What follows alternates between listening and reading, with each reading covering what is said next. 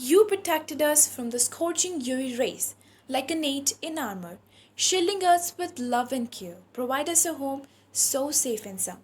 But we, in our greed and ignorance, breached your tender cover with carbon and CFCs. Nature burned at the injustice.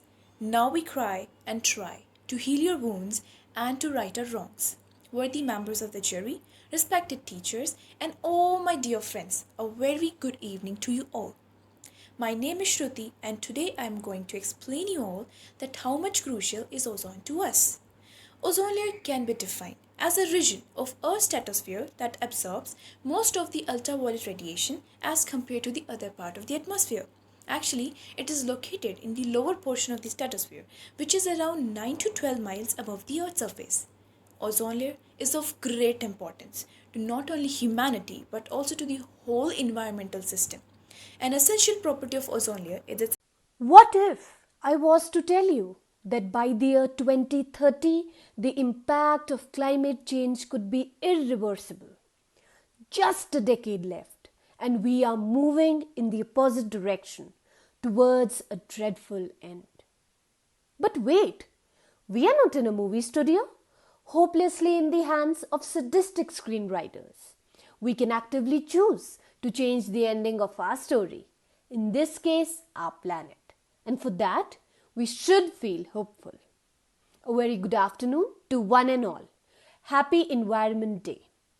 Through this virtual seminar, I would like to put forth a glimmer of hope for reversal of climate change, a solution that could possibly help save the planet.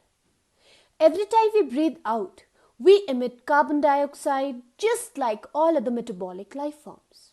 But photosynthetic organisms like plants and algae take in carbon dioxide. Everybody's born with a basic hereditary material called DNA.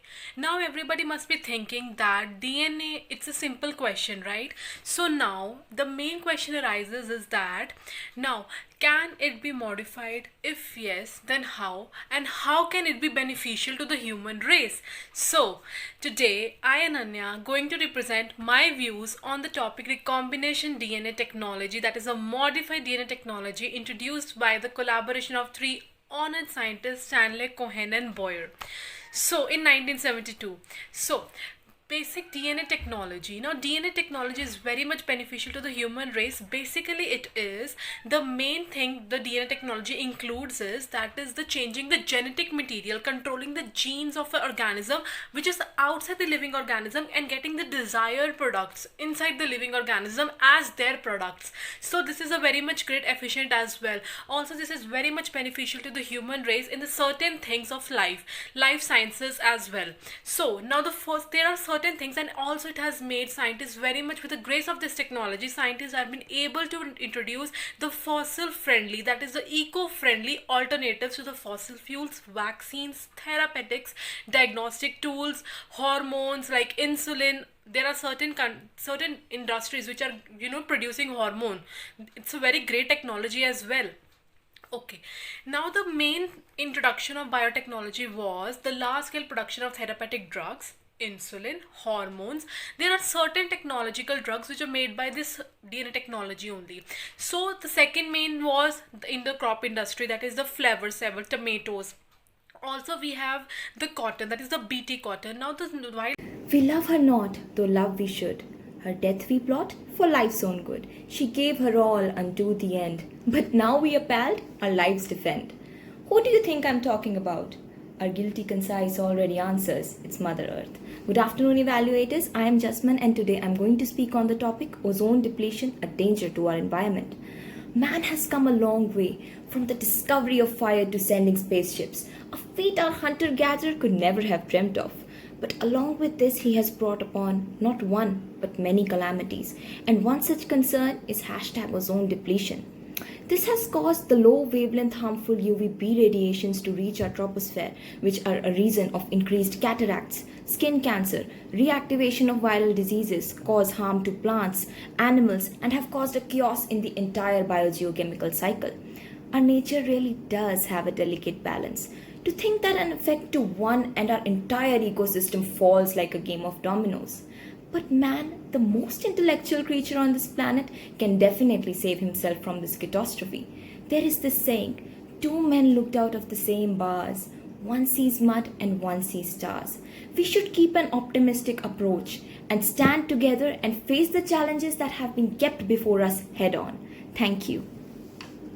Good morning. Today I, Harkirat Kaur, will be giving you some brief information about why synthetic intelligence is something far beyond than the artificial intelligence and robotics. In simple words, AI is a simulation of human intelligence into the machines which make a daily human complex life a little bit much easier. It is further divided into three categories. First is weak or narrow AI. Examples: Siri, Alexa, Maps, GPS. Everything is weak AI because it's the narrow and the limited range of intelligence stored in its data which does not cover the full range of human intelligence. Now coming on to the second category, that is strong or general AI. It's like a machine which has all the intellectual abilities just like humans, and the perfect example in the present era is the female robot Sophia. Now, last but not the least category is super AI. Now, such an AI hasn't come into existence at all, but it will in the upcoming years. And such an AI is believed to even surpass the human intelligence. And such an event will be known as singularity. Now, this was all about AI. Let's talk about what synthetic intelligence is. The simplest definition which I could give you about SI is like the emphasis of intelligence into the machines, which would no longer be just by artificial means but would be more genuine and natural. In simple words, synthetic intelligence is something which deals with substances more on molecular level than just the physical way we do in the artificial intelligence with robots.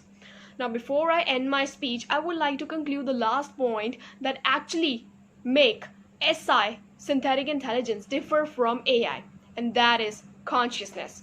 Yes, you see, in AI, I have to put data, I have to program, I have to design it such a way so that it can work like humans through artificial means. But in SI, it will have its own brain, own intelligence. It's like the clone copy of any living being like me. I don't have to put a chip in it so that it can work like me. AI lacks consciousness of its own, but SI, synthetic intelligence, has its own consciousness. So these were the basic reasons why I particularly think that why synthetic intelligence differs so much from just the artificial intelligence and robotics. Thank you. Man has achieved many notable feats in the field of science and has touched high dimensions, but all at the cost of nature. I am Nikita and I will speak on the topic ozone layer depletion, a danger to our environment. The ozone is a thin layer of gas comprising triatomic oxygen molecules which is present in the atmosphere and protects us from lethal ultraviolet radiations from the sun. It occurs naturally in the stratosphere and extends vertically up to about 50 kilometers. Ozone is formed by interaction of oxygen molecules with ultraviolet radiation. When ultraviolet radiation strikes an oxygen molecule, it gets split into two single atoms of oxygen which are highly unstable. The single atoms of oxygen further interact with an oxygen molecule to form triatomic ozone. Ozone is extremely essential for life to exist on planet Earth because it absorbs harmful ultraviolet radiations which can enter the cell and destroy the DNA of various life forms. The measure of intelligence is the ability to change. I am Fiza and I'll speak on the topic artificial intelligence, a game changer for climate change and environment. The Earth's climate usually remains pretty much the same for the centuries if it is left to itself. However, the Earth and its climate it is not left alone. The very actions of the humankind continues to warm the planet. As rightly said by Barack Obama, the former US president, we are the first generation to feel the effect of the climate change and the last generation who can do something about it. So, to tackle this issue, we have a new tool to help us better manage the impacts of the climate change and protect the planet. And that tool is artificial intelligence. It also it is also known as computer humans. It can sense the environment, it can think, learn, and act in response to that they sense and their program objectives. artificial intelligence has already been doing revolutionary work in various fields. It is used to understand the pattern and various relationships between the climate, extinction, poaching, and various other phenomena which can lead to understanding for the reasons of the extinction and various wildlife and plant species. And thus, by working towards overcoming those problems, we can prevent extinctions. The data that we deal with is in large volumes and it is beyond any human capacity to process so much of data and find the patterns or relations within less time. But today's machines and computers can access this data within much less time. At last, I would like to conclude by saying that natural and artificial intelligence together can solve the problem and challenges of the environment and climate change. Thank you. Faster and faster internet connections are really pushing our technology forward. Internet provides us reliable communication too.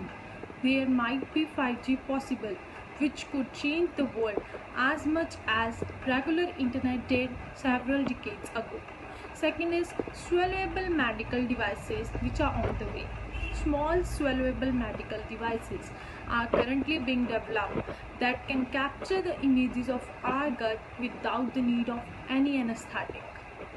These medical devices can be used in infants and children. Once developed, these medical devices will revolutionize how medical profession could diagnose and monitor some very severe diseases. Third is custom cancer vaccines that could be a reality soon, thanks to our scientific development like Human Genome Project. Personalized vaccines and medicines could be all around the corner. One interesting application of this is providing personalized vaccines and medicines to the people. It is hoped that medical professions could train our immune system so that we can diagnose and destroy those cancer cells. Fourth is photovoltaic solar cells. Photovoltaic solar cells convert sunlight into electricity. The simplest cells, calculators, and power watches, and many complex systems can light houses. The recombinant DNA technology, which is also known as genetic engineering, is the set of techniques that enable the DNA from the different sources to be identified, isolated, and recombined so that the new characteristics can be introduced into an organism. It was largely done by the work of Paul Berg, Herbert Boyd, and Stanley Cohen. They developed the first recombinant DNA technology. The one most important aspect in this technology is the DNA cloning, which also involves the set of techniques that assemble the recombinant DNA molecule and to direct their application within the host organism. The fruits of recombinant DNA technology are beneficial in the field of agriculture, pharmaceutical, therapeutics, molecular diagnosis, as well as the diagnosis of diseases and the production of the hormone insulin, the most important. It will not only improve the quality of life in every country, besides maintaining the living standard at a reasonably high level. Courage is not only what it takes to stand up and speak. Courage is also what it takes to sit down and listen. Hello everyone, I'm Vishakha and today I'm going to speak on the topic argumenting reality.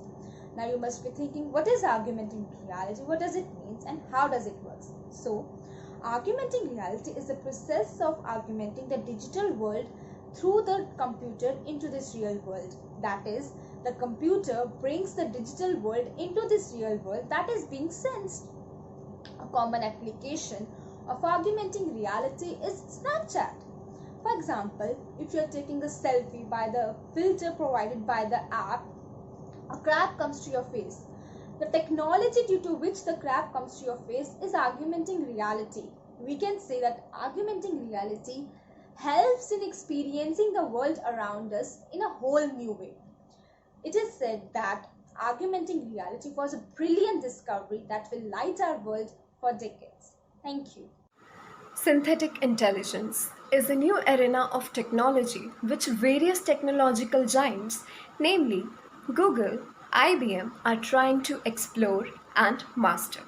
The basic idea behind synthetic intelligence is to develop a replica of human brain which will interact with the environment, gather information, process, and then learn from it.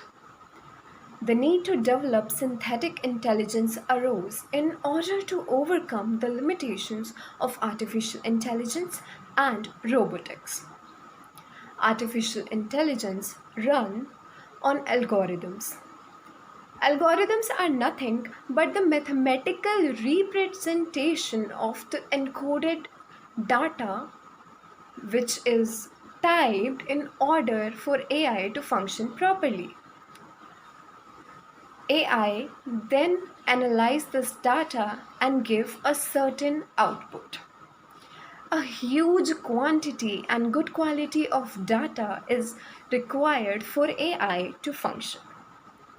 Whereas robots or humanoids, they run on pre-programmed software. Though we have Internet of Things still gathering all sorts of data for a particular information is not really convenient, and this limitation can be very well overcome with the use of synthetic intelligence. Researchers, technologists are working for it, and they have succeeded so far by the invention of neuromorphic nanotechnology. They have been able to crack the fundamentals of a physical brain with intelligence. Thank you. Hello everyone, I am Arya Sharma, currently pursuing Bachelor's degree in Science from Meherchand Mahajan DAV College for Women, Chandigarh. Today I stand before you to throw some light on ozone layer depletion, a danger to our environment. We all know that sun is the ultimate source of energy, but not all the sun rays are useful to the living organisms on Earth. These rays have to be filtered before entering the Earth's atmosphere so that no harm is caused to the biosphere. What is it that protects us all from these harmful radiations? It is the ozone layer that acts as an invisible shield and is present in the lower portion of the stratosphere, approximately 15 to 35 kilometers above the Earth. Ozone layer depletion is a major environmental problem because it increases the amount of UV radiations entering the Earth's surface that leads to various diseases such as skin cancers, eye cataracts, or genetic disorders. Over the course of evolution, plants, animals, and microbes have developed effective mechanisms to combat these UV radiations. For example, the crops that need sunlight for photosynthesis cannot avoid the exposure to UVB radiation, so have evolved mechanisms such as of damage and repair and have pigments that act as sunscreens. The ozone layer depletion has been affecting all the ecosystems, be it aquatic or terrestrial. Thanks to the Montreal Protocol, that has been a huge environmental success in protecting the ozone layer. We must all protect our nature as nature is painting for us day after day pictures of infinite beauty. If we protect the environment will protect us back. Thank you all, stay safe, take care, and do remember that a life lived consciously is a life best lived.